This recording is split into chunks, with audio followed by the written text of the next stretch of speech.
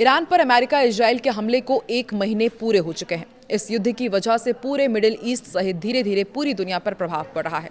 Hormuz जलडबरू मध्य के बंद होने से दुनिया के ज्यादातर देशों में होने वाली एनर्जी क्राइसिस की स्थिति अभी भी बनी हुई है। इसी बीच अमेरिका और इजराइल ने अब ईरान के जल संसाधनों को निशाना बना लिया है। नमस्कार, मैं हूं आकांक्षा और आप देख रहे न्यूज़ 18 का डिजिटल प्लेटफॉर्म। इस वीडियो में हम आपको ईरान इजराइल जंग से जुड़ा हुआ हर एक ताज़ा अपडेट बताएंगे। तो फार्स न्यूज़ एजेंसी के मुताबिक ईरान के वाटर सोर्स को अमेरिका और इजराइल ने टारगेट किया है। ऐसे में ईरान की जनता को पीने के पानी के लिए भी तरसना पड़ सकता है। इसके पहले मिडिल ईस्ट में तनाव तब बहुत ज्यादा बढ़ गया था जब ईरान के सऊदी अरब के प्रिंस सुल्तान एयरबेस को निशाना बनाते हुए बड़ा हमला करने की जानकारी मिली। इस हमले में कम से कम 10 अमेरिकी सैनिकों के भी घायल होने की खबर है, जिनमें से 2 की हालत गंभीर बताई जा रही है।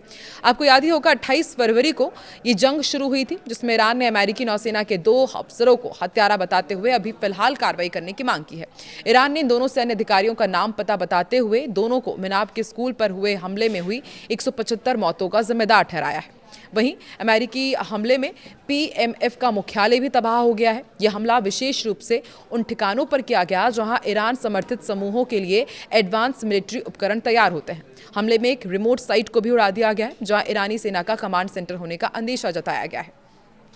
वहीं एक और अपडेट ये है कि तेहरान टाइम्स की रिपोर्ट के मुताबिक ईरान के स्वास्थ्य मंत्रालय ने यह आंकड़ा साझा किए हैं कि अब तक ईरान में इस युद्ध के कारण 2076 लोगों की मौत हो चुकी है, जिनमें 216 बच्चे शामिल हैं और करीब जो घायल हैं वो 26,500 करीब हैं, उनमें 1,767 बच्चे शामिल हैं।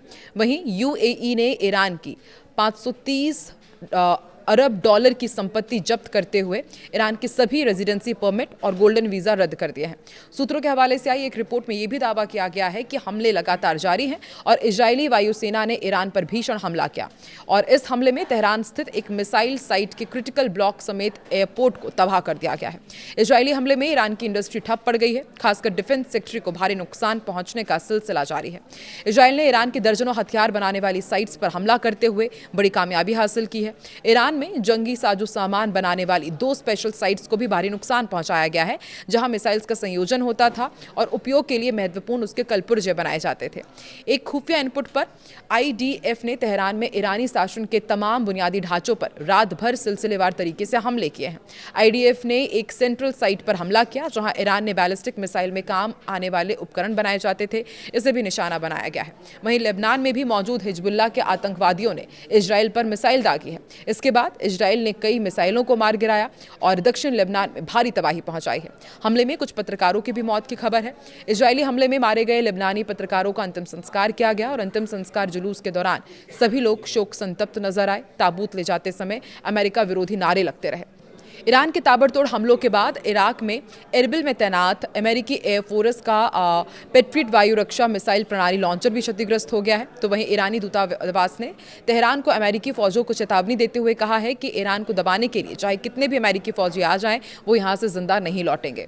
ईरानी मीडिया ने वेलकम टू हेल लिखकर अमेरिकी फौजों की आमद को चुनौती दी है। कतर के समाचार चैनल अल अरबी ने इजरायली हमले में तेहरान स्थित अपने ब्यूरो ऑफिस के ध्वस्त होने की खबर दी। कतर के समाचार चैनल अल अरबी ने रविवार को बताया कि एक इजरायली मिसाइल ने तेहरान स्थित उनके कार्यालय की इमारत को निशाना बनाया, जिस पर काफी नुकसान हुआ है। चैनल ने एक्स पर पोस्ट में कहा है कि राजधानी तेहरान में स्थित अल अरबी टीवी चैनल की इमारत को इजरायली मिसाइल ने निशाना बनाया है। व्यापक क्षति हुई है और लाइव प्रसारण निलंबित करना पड़ा। कार्यालय के अंदर से प्राप्त फुटेज में टूटी हुई खिड़कियां, चकनाचूर कांच और कुछ मलबा भी दिखाई दिया। इमारत के बाहर की तस्वीरें में भी सड़कें मलबे से ढकी हुई नजर आई और आसपास की इमारतों को भी काफी नुकसान पहुंचा है। ईरान युद्ध के कारण बिजली के बिल दोगुने से अधिक बढ़ गए हैं, ये भी एक ताज़ा अपडेट है। इन्हें अब नियंत्रित करने के लिए मिस्र में दुकानों, रेस्टोरेंट और शॉपिंग मॉल्स को जल्द बंद करने का आदेश दिया गया है। वहीं ईरान ने हॉर्मुज़ से पाकिस्तान के 20 जहाज़ों के गुजरने की इजाज़त दे दी है। रोजाना पाकिस्तान के 2 जहाज़ गुजरेंगे। अल जजीरा की रिपोर्ट के अनुसार ईरान ने 20 पाकिस्तानी जहाज़ों को हॉर्मुज़ जलडमरू मध्य से गुजरने की इजाज़त दी है। इस्लामाबाद ने इस कदम को मौजूदा ऊर्जा संकट को कम करने की दिशा में अहम माना है। पाकिस्तान के विदेश मंत्री इशाक डार ने शनिवार को घोषणा की और बताया कि इस व्यवस्था के तहत रोज 2 जहाज इस जलमार्ग से गुजरेंगे। वहीं प्रधानमंत्री नरेंद्र मोदी ने रविवार को नागरिकों से अपील की कि वो मिडिल ईस्ट में चल रहे भयंकर युद्ध से पैदा हुई चुनौती चुनौतियों का सामना करने के लिए एकजुट हो जाएं और गलत जानकारियों के प्रति सतर्क रहें, सावधान रहें। अपने मासिक रेडियो कार्यक्रम मन की बात को संबोधित करते हुए पीएम मोदी ने कहा कि भारत के पड़ोस में चल रहा यह संघर्ष 1 महीने से भी ज़्यादा समय से जारी है और इससे कई बड़ी चुनौतियां खड़ी हो गई हैं। तो इजराइल ईरान वॉर से जुड़ा हुआ ये पूरा अपडेट आपके सामने रहा। यदि आपको क्या लगता है कि आने वाले दिनों में ये युद्ध क्या और भी भीषण होने वाला है, कमेंट में अपनी राय ज़रूर दें।